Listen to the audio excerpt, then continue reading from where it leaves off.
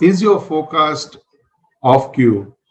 Are you finding that the actual sales are not matching up to the forecast that you have received? Are you challenged that some salespeople are below the forecast and some are actually exceeding the forecast? Would you like to know how to fix this?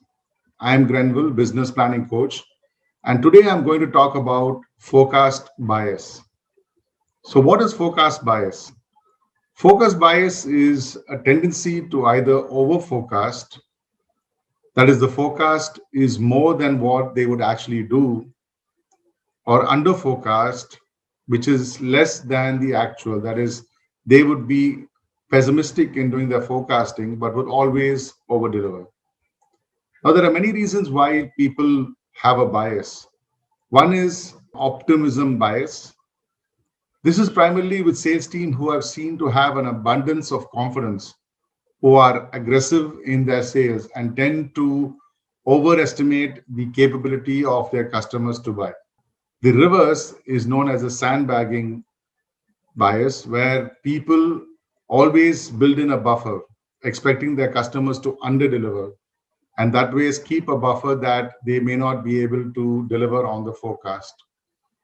The third is an anecdote bias, where in many instances, regardless of the data, the client personnel would always see a terrible thing that has happened in the past and end up using that one referral as the basis of doing the forecast going forward.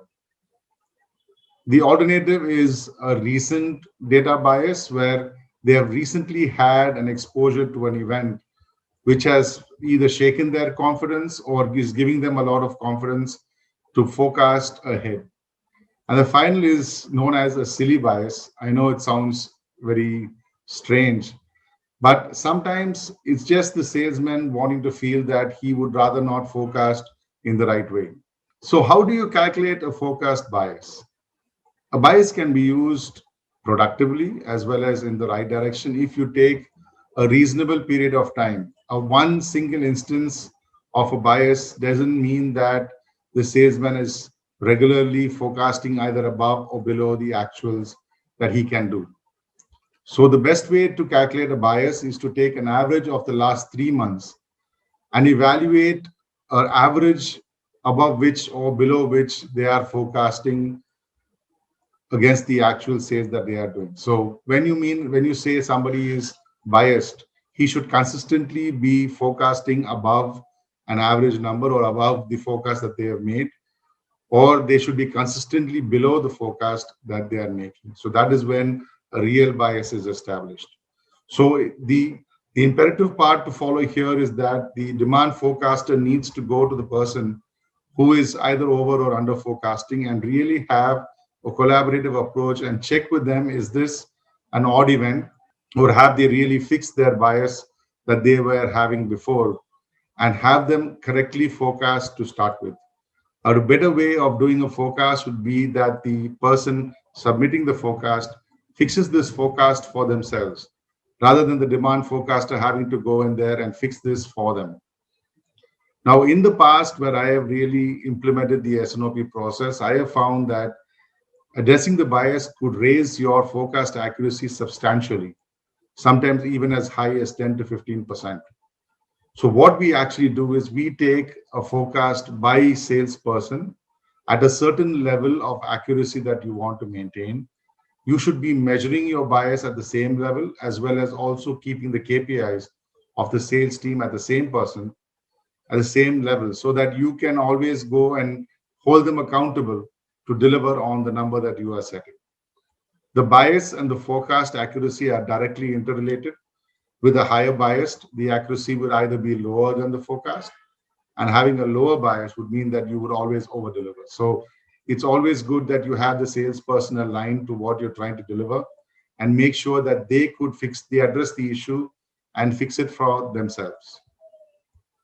We have used this very accurately in the past, and I would always suggest that before anybody implements a statistical forecast, and even if they take the feedback from the market, to really evaluate this aspect of forecasting, which would really help them to fix the forecast and make it much more accurate than it could be. Sometimes knowingly and sometimes even unknowingly, the sales team tends to have a drastic effect on the accuracy of your forecast with the bias. We have used bias adjustment to our benefit in the past and helped increase the accuracy of the forecast. I would strongly suggest for those who are in the forecasting process to really use this tool as one of the corrective actions that they should follow every time they are bringing the forecast from the statistical all the way through the collaborative process before they submit the final demand forecast to the supply and the S&OP team. Bias is one of the major factors that has a direct impact on the forecast accuracy, and addressing this factor would really help you get it better. I hope this short video was of help.